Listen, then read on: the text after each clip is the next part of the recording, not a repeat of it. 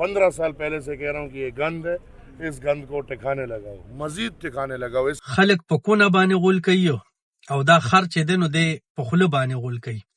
که ته سړی وې ته په بلوچستان باندې راتاویدې وې اسمبلۍ ته به راتلې، تا له خو عمران خان سیاست ختم کو. تا خو په خپل کور کې بایله ته د عمران خان د مقابلې او ته نن وایې چې عمران خان ګند دی. د عمران خان زیات وفادار چې دی او کوم چې د عمران خان ټایګران دي پښتانه دي، نو انشاءالله ته دا سوچ مه کوه چې عمران خان لسو کالو له ډسکوالیفاید شو، 14 کاله کېد پې واورېد، نو کنې ته به رانه اسمبلۍ ته راشي انشاءالله تعالی دا به ستا یو خواب جوړي، ته اسمبلۍ ته نشې راتلی.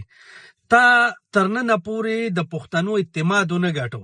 ما خو راته ړومبي سر کې ووایي چې خلک په کونه غول کوي او ایمل ولي چې دی نو دی په خوله باندې غول کوي. ستا ټول عمر ستا د ډمتوب خبرې موږ واورېدې، ستاسو په حکومت کې موږ تشې دماکي ولیدې، پېښور بار وخت د وینو سورو.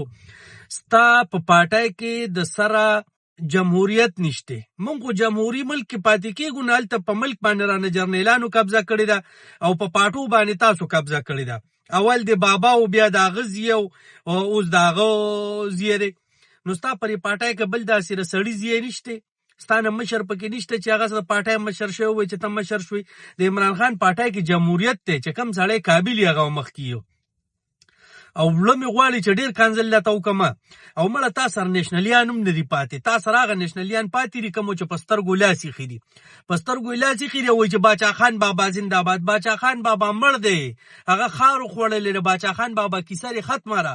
باچا خان بابا چې کومې قربانۍ ورکړي دي، کوم کارونه یې کړي دي، هغه سره لاړلو. ته وښیه چې تا څه کړي دي، ډمه د ډمتوب نه بغیر تا بل څه کړي دي.